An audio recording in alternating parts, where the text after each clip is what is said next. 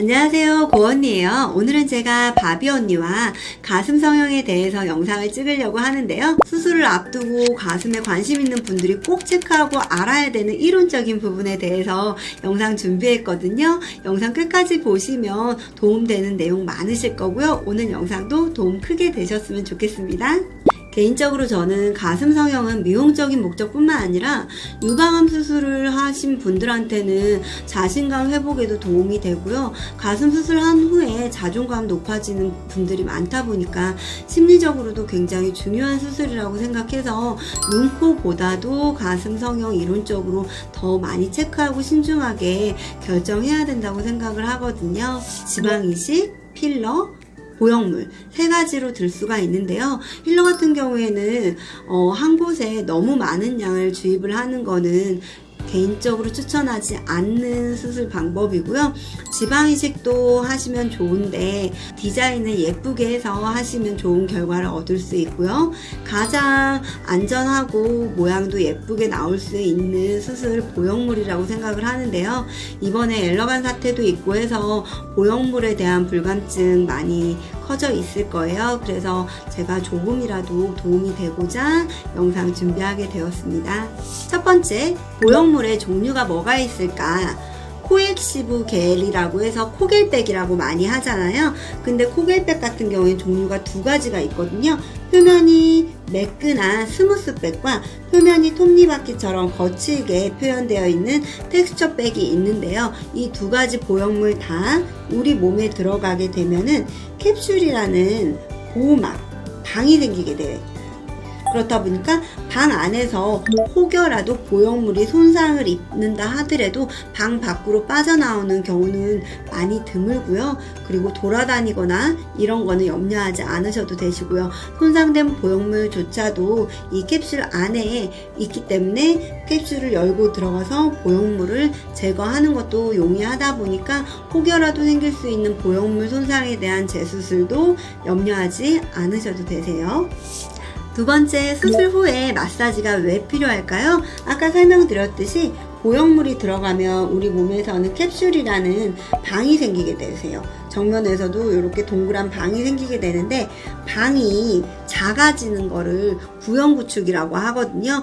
구형구축이 제일 무서운 부작용이잖아요. 구형구축 같은 경우에는 방이 좁아지면서 보형물이 딱딱해지고 모양이 찌그러지는 현상이다 보니까 그런 현상을 예방을 하기 위해서 방을 넓혀주는 마사지를 한다고 생각하시면 되세요. 스무스한 백 같은 경우에는 공간이 캡슐이 좁아지지 않도록 마사지를 많이 해줘야 되는 백이고요.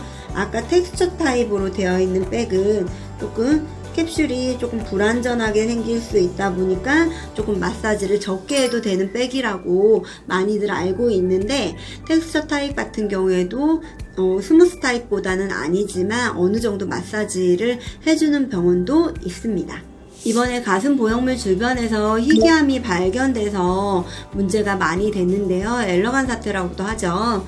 가슴 표면이 이렇게 매끈한 스무스 타입에서는 아직까지 발견된 사례가 없고요. 표면이 거친 텍스처 타입이 문제가 된 백인데요. 보형물 주변으로 캡슐 사이사이에 희귀암이 발견돼서 한국의 식약처에서는 전부 리콜 조치를 취한 걸로 알고 있습니다. 엘러간사의 텍스처로 수술하신 분들은 그럼 다 재수술을 해야 되나?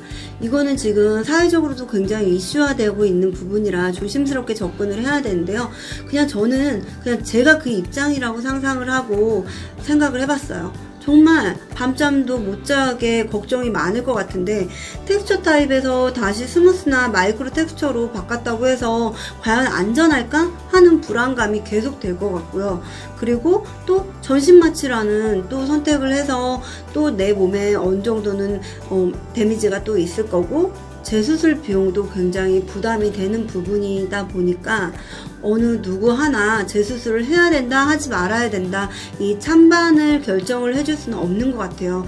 그렇다 보니 만약에 저라면 그냥 꾸준하게 초음파 검진을 조금 더 자주 해서 추적 관찰을 하면서 지켜보지 않을까라는 생각을 하는데, 이런 얘기조차도 당사자 입장이 되어보지 않은 입장에서는 굉장히 조심스러운 것 같아요. 제가 정보 하나 드리자면, 엘러관사의 텍스처로 수술하신 분들이 스무스로 교체하는 재수술을 원하실 경우에 엘러관사에서 백을 지원해 주는 걸로 알고 있거든요. 그렇다 보니 처음 수술한 병원을 찾아가신다면 크게 재수술 비용이 아닌 실비 비용만 어느 정도 받고 수술을 해주는 걸로 알고 있고요. 실제로 제 지인이 그분은 불안하다고 그냥 제거 수술만 하기는 했지만 조금 여자 입장에서 심리적으로 있던 게 없어지면 그 자존감이 더 많이 떨어질 것 같거든요. 그래서 혹여라도 불안해서 텍스처에서 스무스로 교체 원하시는 분이 있다면 이 정보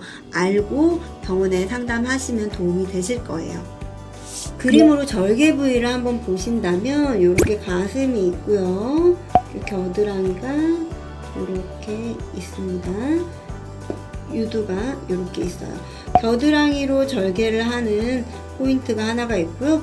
유두 주변으로 절개를 하는 포인트가 있고요. 그리고 가슴 밑으로 절개를 하는 포인트가 있어요. 겨드랑이 절개 같은 경우에는 흉이 안 남으면 나중에는 그냥 주름 정도로밖에 안 보이는데, 이제 흉이 남으면 이제 비키니나 끝나시 노출되는 옷에서 조금 보일 수가 있겠죠. 그 다음에 유륜 같은 경우에는 유륜이 너무 작거나 아니면 유륜 컬러가 너무 어두우신 분들은 또 하얗게 흉터가 남을 수 있어서 먼저 추천을 못 드리는 경우도 있을 수 있는데요.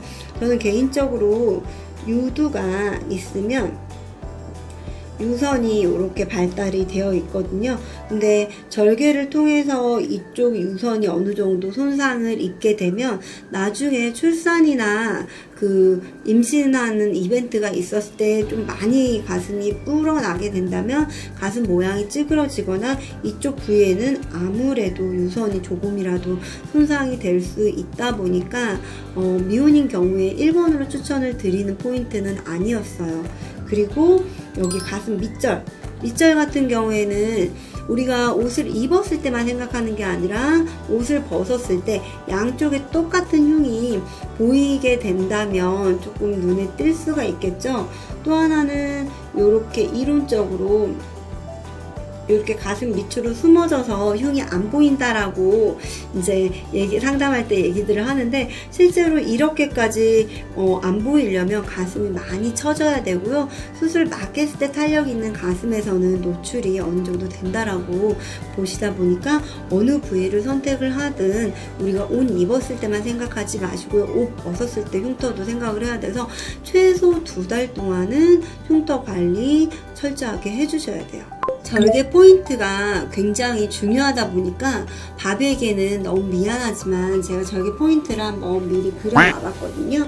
보시면 여기 유륜으로 절개를 들어가는 방법이 하나가 있고요. 그 다음에 가슴 밑절, 그리고 겨드랑이를 통해서 수술을 하는 3가지 방법이 있는데요. 이렇게 정면에서 봤을 때 절개 부위가 탄력 있는 가슴에서는 노출이 정면에서 될 수가 있고요. 겨드랑이 같은 경우에는 팔을 들었을 때 노출이 될 수 있다는 거 꼼꼼히 체크하셔서 본인이 옷 입는 스타일이나 평소의 생활에 스타일을 생각을 해서 신중하게 절개 포인트를 결정을 하셔야 되시겠죠. 그러니까 헷갈리실까봐 스무스하고 텍스처만 설명을 드렸는데요. 스무스는 표면이 매끈한 백이고요. 텍스처는 표면이 거친 백이에요. 그래서 이번에 문제가 된 게 이 거친 돌기가 높다 보니까 요 사이사이에서 그 희귀암이 발병이 돼서 문제가 돼서 마이크로 텍스처라고 해서 돌기가 있긴 하지만 굉장히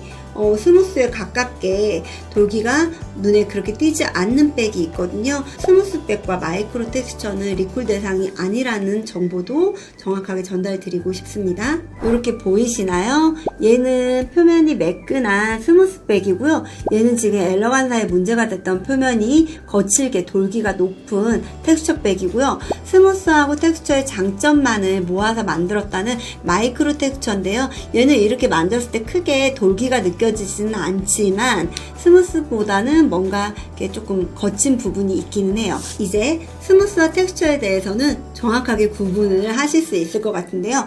또 하나 많이 고민하는 게 요즘 친구들은 가슴폭이 굉장히 좁다 보니까 가슴폭이 너무 좁아서 큰 가슴은 불가능합니다 라는 설명을 듣고 실망하신 분들이 계시는데, 이게 보시면 똑같이 300cc라고 cc가 적혀 있거든요. 그랬을 때 보시면 어떠세요? 굉장히 차이가 나죠.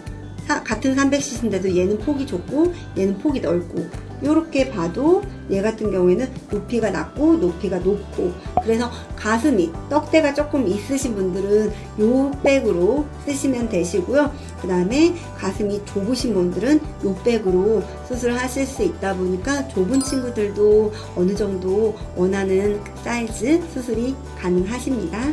보형물 종류 중에 라운드백과 물방울백 차이는 뭐가 있을까요? 먼저 백을 보여드리면 보이시나요? 얘는 라운드하게 올라와 있고 얘는 옆으로 눕혀놨는데도 이렇게 물방울 형태가 되어 있어서 가슴에 넣을 때는 이런 식으로 옆으로 물방울 형태가 되도록 이렇게 넣어주는 백인데요. 유방암으로 전절제를 하신 분들의 모양의 형태를 만들기 위해서 나온 백이고요. 이렇게 넣었을 때 혹여는 살짝은 돌아가는 경우도 있을 수 있다 보니까 저는 개인적으로 일반 가슴 수술을 선택하시는 분들한테 물방울을 1번으로 추천을 드리지는 않거든요. 그리고 또 하나 고객님이 상담하실 때 결정을 해주셔야 되는 게 백 종류뿐만 아니라 브랜드를 결정을 해주셔야 되시거든요. 이 두 백은 서로 다른 브랜드예요. 그랬을 때 고객님이 만져보시고 때로는 눈을 감고 만져봤을 때 촉감이 좋은 브랜드를 선택을 하시면 되시고요.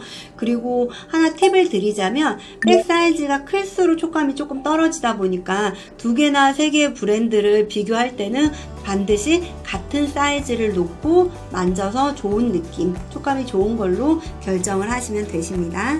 어느 것 하나 중요하지 않은 결정이 없네요. 마지막으로 사이즈.